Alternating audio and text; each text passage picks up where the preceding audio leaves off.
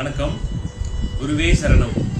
இப்போ நம்ம குழந்தைகள்லாம் எல்லாரும் பப்ளிக் எக்ஸாம் எழுதிட்டு இருக்கீங்க. அதில் மிக சிறப்பாக பெரிய லெவலில் சென்டம் எடுக்கணும். எல்லாம்லேயும் 600க்கு 600 ஃபுல் 100க்கு 100 மார்க் வேணும் அப்படின்னு நினைக்கிறோம். ஆனால் எங்களுக்கு முழு மதிப்பெண் பெறதுக்காக ஏதாவது டிப்ஸ் இருந்தால் சொல்லுங்கன்னு கேட்குறாங்க.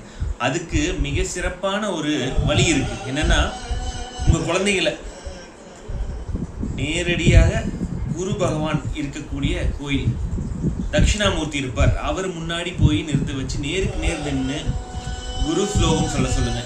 குரு பகவானோட பேரை ஒரு 5 தடவை சொல்ல சொல்லுங்க.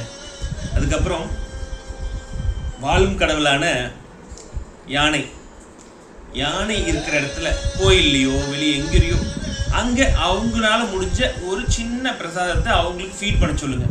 ஒரு வாழைப்பழம் கூட கொடுக்கலாம். யானை இருக்கக்கூடிய இடத்துல பக்கத்தில் ஒரு அரை மணி நேரம் உட்காந்து ஏதாவது ஸ்லோகங்களோ இல்லை அமைதியாக உட்காந்துட்டு வரலாம்.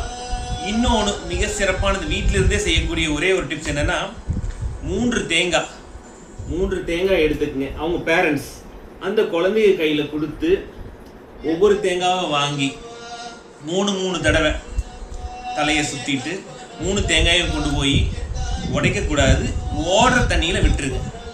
குழந்தைய போக வேண்டாம், அவங்க பேரண்ட்ஸ் போய் ஓடுற தண்ணியில் விட்டுட்டு வந்துடுங்க. இது மிகப்பெரிய மாற்றத்தை கொடுக்கும்.